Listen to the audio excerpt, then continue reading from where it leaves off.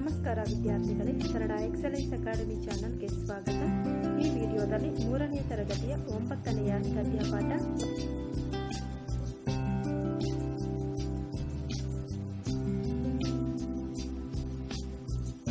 ಮುಖಾಂತರ ಪಡೆದುಕೊಳ್ಳೋಣ.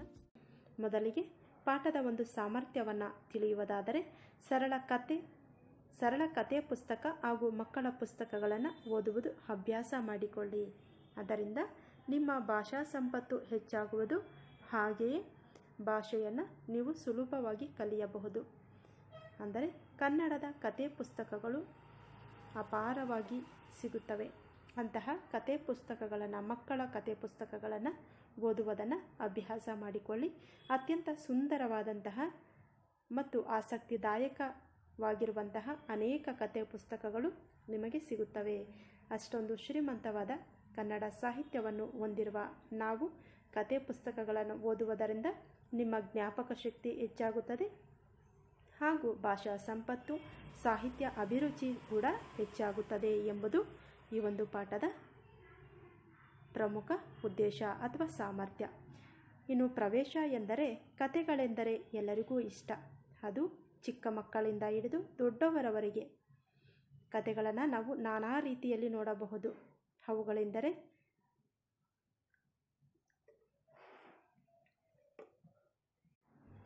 ಪ್ರಾಣಿ ಪಕ್ಷಿಗಳಿಗೆ ಸಂಬಂಧಪಟ್ಟ ಕಥೆಗಳು, ನಿಗೂಢ ಕಥೆಗಳು ಹಾಗೂ ಪರಿಸರಕ್ಕೆ ಸಂಬಂಧಪಟ್ಟಂತಹ ಕಥೆಗಳು, ಪೌರಾಣಿಕ ಕಥೆಗಳು, ಐತಿಹಾಸಿಕ ಕಥೆಗಳು, ಹೀಗೆ ಸಾವಿರಾರು ಕಥೆಗಳನ್ನು ನಾವು ತಿಳಿದುಕೊಳ್ಳಬಹುದು.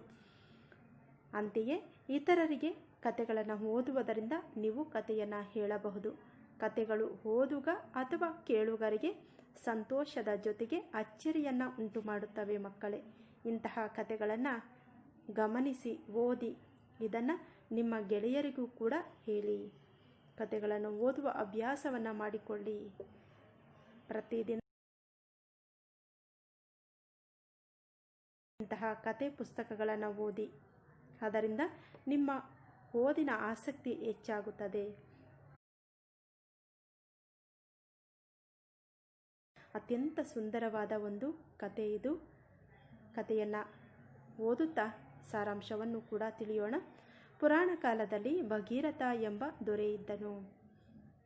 ಅವನ 60,000 ಜನ ತಾತಂದಿರು ಕಪಿಲ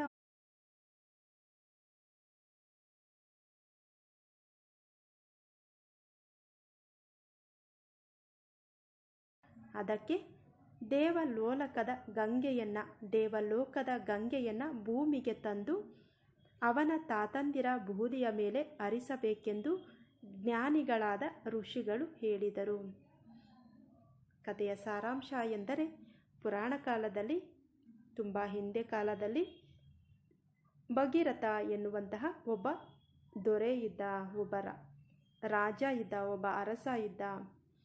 ಅವನ 60,000 ಜನ ತಾತಂದಿರು, ಅಂದರೆ ಅವರ ತಾತ, ಅವರ ತಾತ, ಅವರ ತಾತ, ಹಾಗೆ ತಾತ ಮುತ್ತಾತ ತಾತಂದಿರು ಇದ್ದರು. ಅವರಿಗೆ ಕಪಿಲ ಮುನಿಯ ಒಂದು ಶಾಪ ಇರುತ್ತೆ. ಆ ಒಂದು ಕಪಿಲ ಮುನಿಯ ಕೋಪಕ್ಕೆ ಸಿಕ್ಕಿ ಸುಟ್ಟು ಭಸ್ಮ ಆಗ್ತಾರೆ. ಆದರೆ ಅವರು ಸತ್ತ ಮೇಲೆ ಅವರಿಗೆ ಸ್ವರ್ಗ ಲಭಿಸಬೇಕೆಂದು ಭಗೀರಥನು ಚಿಂತಿಸುತ್ತಿದ್ದನು. ಅವರಿಗೆ ಶಾಪ ಕೊಟ್ಟಿರ್ತಾನೆ ಯಾರು?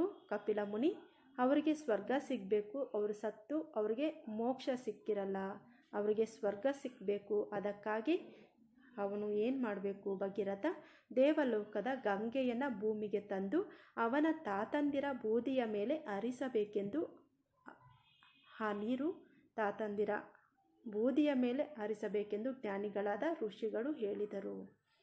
ನಾವೀಗಲೂ ಕೂಡ ನೋಡಬಹುದು, ಅನೇಕ ಜನ ಗಂಗೆಯಲ್ಲಿ ತಮ್ಮ ಸಂಬಂಧಿಕರು ಸತ್ತಾಗ ಅವರ ಬೂದಿಯನ್ನು ಗಂಗೆಯಲ್ಲಿ ವಿಸರ್ಜನೆ ಮಾಡ್ತಾರೆ. ಯಾಕೆ ಅಂದರೆ ಅವರಿಗೆ ಮೋಕ್ಷ ಪ್ರಾಪ್ತಿಯಾಗಲಿ ಎಂಬುದಾಗಿ.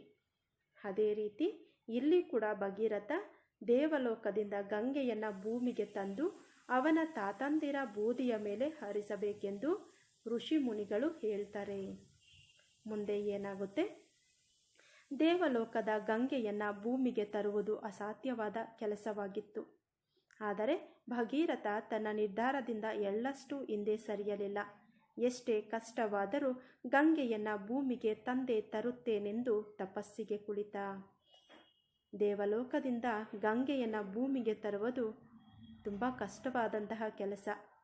ಆದರೆ ಭಗೀರಥ ತನ್ನ ನಿರ್ಧಾರದಿಂದ ಎಳ್ಳಷ್ಟು ಹಿಂದೆ ಸರಿಲಿಲ್ಲ, ಒಂಚೂರೂ ಅವನಿಗೆ ಹಿಂದೆ ಸರಿಲಿಲ್ಲ. ಅವನು ಹಿಡಿದ ಕೆಲಸವನ್ನು ಸಾಧಿಸಲೇಬೇಕು. ಎಷ್ಟೇ ಕಷ್ಟವಾದರೂ ಕೂಡ ಗಂಗೆಯನ್ನು ಭೂಮಿಗೆ ತರಲೇಬೇಕು, ನಾನು ತಂದೆ ತರುತ್ತೇನೆ ಎಂದು ತಪಸ್ಸಿಗೆ ಕುಳಿತುಕೊಳ್ತಾನೆ. ಯಾರು? ಭಗೀರಥ. ಅವನಿಗೆ ತುಂಬ ಬಾಯಾರಿಕೆ ಆಗುತ್ತೆ, ಹಸಿವಾಗುತ್ತೆ, ನಿದ್ದೆ ಬರುತ್ತೆ. ಆದರೆ ಅದನ್ನೆಲ್ಲ ಮರಿತಾನೆ ಅವನು. ಯಾಕೆಂದರೆ ಅವನು ಹಿಡಿದ ಹಠವನ್ನು ಸಾಧಿಸಬೇಕು ಎಂದು. ಅದಕ್ಕಾಗಿ ಅವನು ಬಾಯಾರಿಕೆಯನ್ನು ಮರಿತಾನೆ, ಹಸಿವನ್ನು ಮರಿತಾನೆ, ನಿದ್ದೆಯನ್ನು ಕೂಡ ಮರೆತು ಬಿಡ್ತಾನೆ. ಅದಷ್ಟೇನಾ ಅಂದರೆ ಇಲ್ಲ. ಯಾರು? ಭಗೀರಥ. ಯಾಕೆಂದರೆ ಗಂಗೆಯನ್ನು ಭೂಮಿಗೆ ತರಬೇಕು, ಆ ಗಂಗೆಯನ್ನು ತನ್ನ ತಾತಂದಿರ ಬೂದಿಯ ಮೇಲೆ ಹರಿಸಿ ಅವರಿಗೆ ಸ್ವರ್ಗ ಪ್ರಾಪ್ತಿಯಾಗುವಂತೆ ಮಾಡಬೇಕು ಎನ್ನುವ ಹಠ ಒಂದು. ಅವರಿಗೆ ಮೋಕ್ಷವನ್ನು ಕೊಡಿಸಬೇಕು, ಅವರಿಗೆ ಸ್ವರ್ಗವನ್ನು ಕೊಡಿಸಬೇಕು ಎನ್ನುವಂತಹ ಛಲ ಇತ್ತು. ಆ ನಂತರ ಏನಾಗುತ್ತೆ? ಅನೇಕ ವರ್ಷಗಳ ಕಠಿಣ ತಪಸ್ಸಿಗೆ ಮೆಚ್ಚಿ ಪ್ರತ್ಯಕ್ಷಳಾದ ಗಂಗೆ, ನಿನ್ನ ಇಚ್ಛೆಯಂತೆ ನಾನು ಭೂಮಿಗೆ ಧುಮುಕುತ್ತೇನೆ, ಆದರೆ ನನ್ನ ರಭಸವನ್ನು ತಡೆಯುವವರು ಯಾರು ಎಂದು ಎಂದಳು. ಭಗೀರಥ ತಪಸ್ಸಿಗೆ ಕುಳಿತುಕೊಂಡಿದ್ದಾನೆ. ಅವನು ಹೇಗೆ ತಪಸ್ಸು ಮಾಡ್ತಿದ್ದಾನೆ ಅಂದರೆ ಅನೇಕ ವರ್ಷಗಳು ಕಠಿಣವಾದಂತಹ ತಪಸ್ಸಿನಲ್ಲಿ ಕೂತ್ಕೊಂಡಿದ್ದಾನೆ. ಹಾಗೇನಾಗುತ್ತೆ?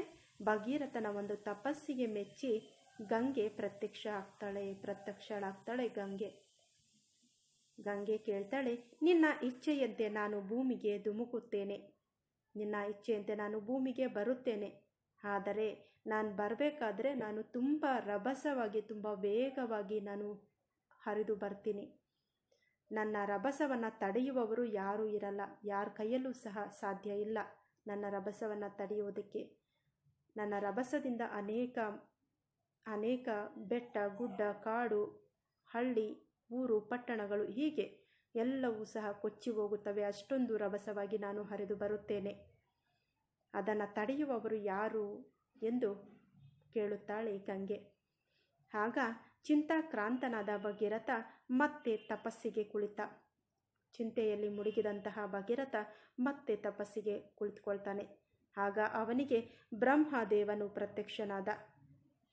ಭಗೀರಥನ ಪ್ರಾರ್ಥನೆಗೆ ಬ್ರಹ್ಮದೇವನು ಮೆಚ್ಚಿ ಶಿವನನ್ನ ಕುರಿತು ತಪಸ್ಸು ಮಾಡು ಎಂದು ಸಲಹೆ ನೀಡಿದ.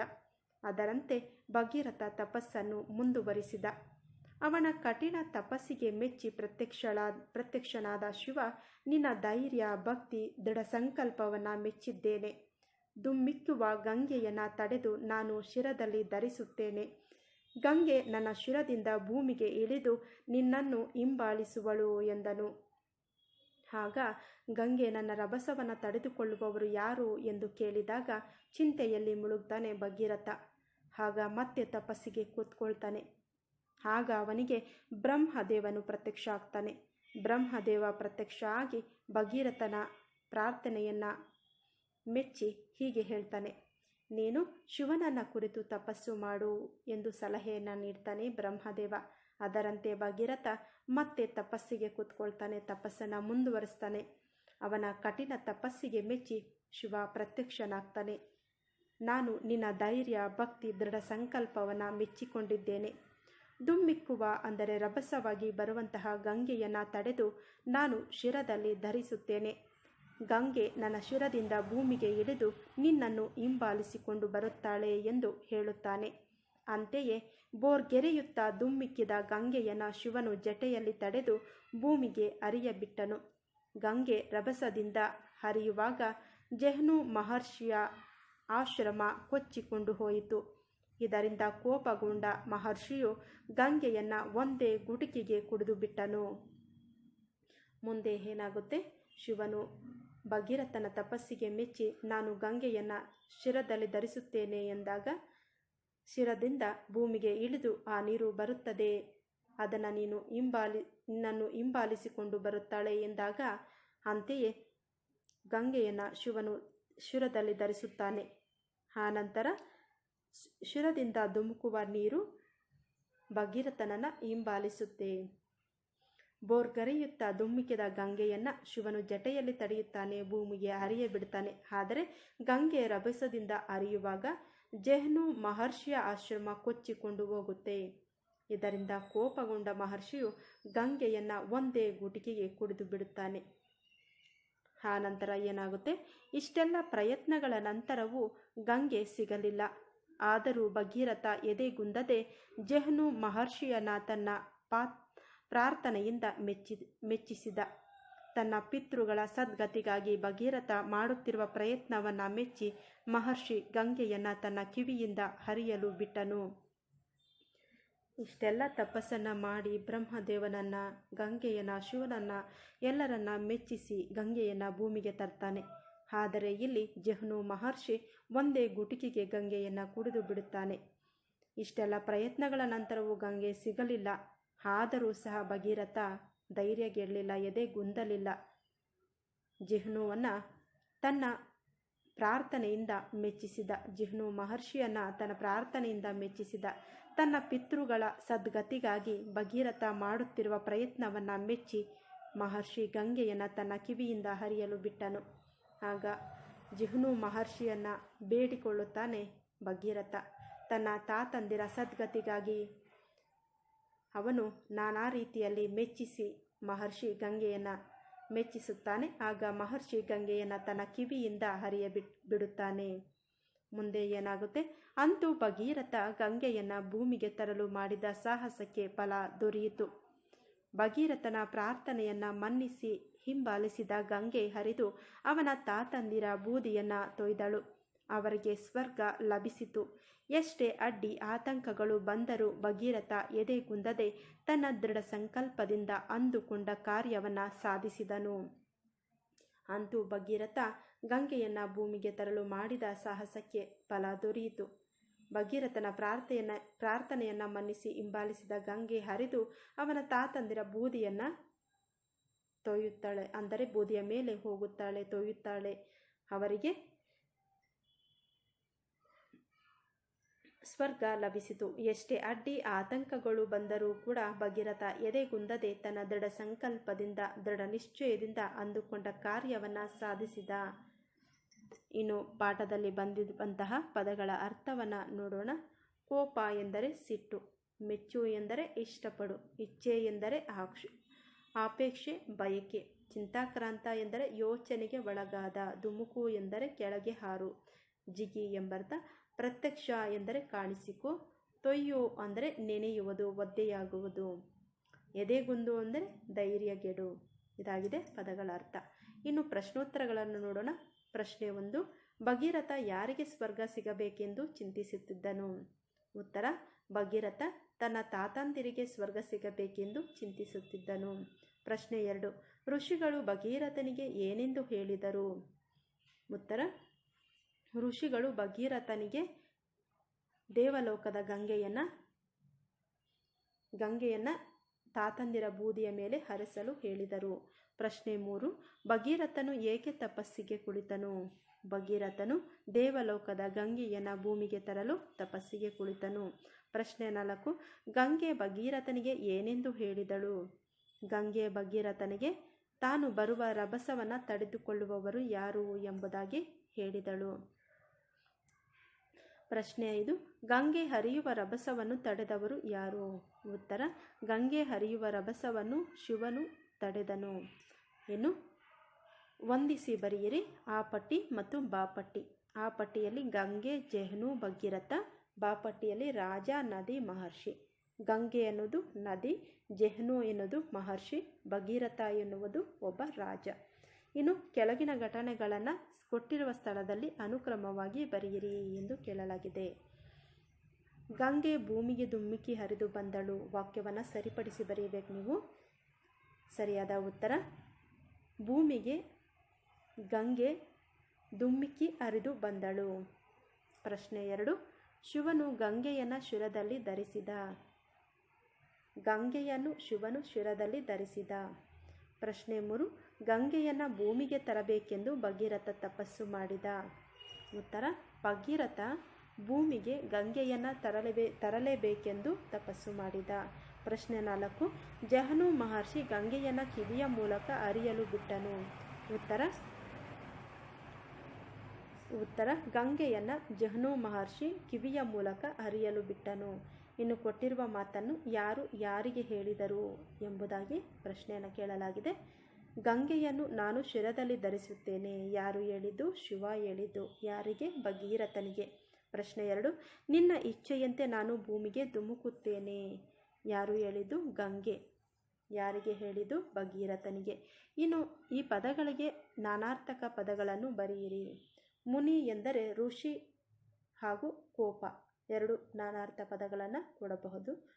ಅಂದರೆ ನಾನಾರ್ಥ ಪದ ಎಂದರೆ ಒಂದೇ ಪದ ಬೇರೆ ಬೇರೆ ಅರ್ಥವನ್ನು ಕೊಡುವಂತಹ ಪದಗಳು. ಮುನಿ ಅಂದರೆ ಋಷಿನೂ ಆಗುತ್ತೆ, ಕೋಪ ಅನ್ನೋ ಪದನೂ ಆಗುತ್ತೆ. ತರು ಎಂದರೆ ತೆಗೆದುಕೊಂಡು, ಇನ್ನೊಂದು ತರು ಎಂದರೆ ಗಿಡದ ತರು ಎಂದು ಆಗುತ್ತದೆ. ಇನ್ನು ನುಡಿಗಟ್ಟುಗಳನ್ನು ನಿಮ್ಮ ಸ್ವಂತ ವಾಕ್ಯಗಳಲ್ಲಿ ಬಳಸಿ ಬರೆಯಿರಿ ಎಂದು ಕೇಳಲಾಗಿದೆ. ಎಳ್ಳಷ್ಟು ಎಂದರೆ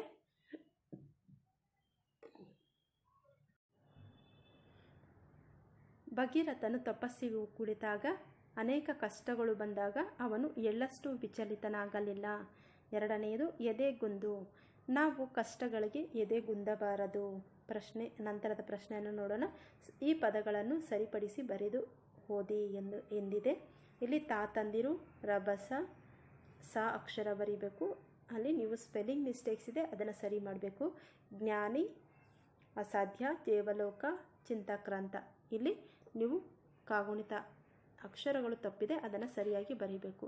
ಇನ್ನು ಸೂಕ್ತವಾದಂತಹ ಅರ್ಥ ಹುಡುಕಿ ಬರೆಯಿರಿ ಎಂದು ಕೇಳಲಾಗಿದೆ.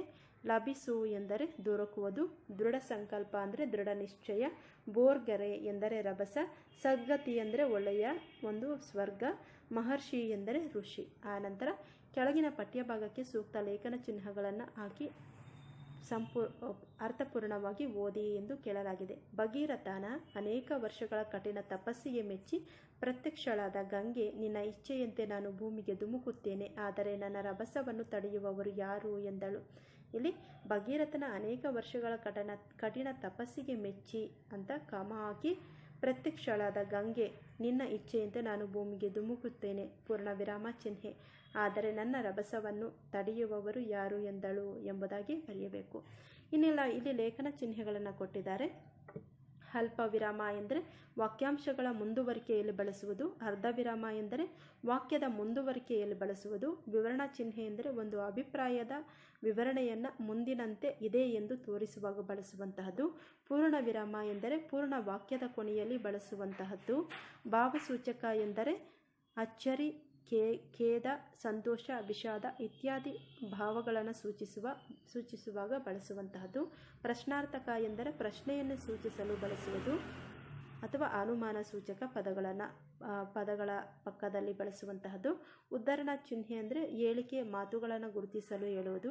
ಆವರಣ ಚಿಹ್ನೆ ಎಂದರೆ ಪರ್ಯಾಯ ಅಥವಾ ಹೆಚ್ಚಿನ ವಿವರವನ್ನು ತಿಳಿಸುವಾಗ ಬಳಸುವಂತಹ ಪದಗಳು.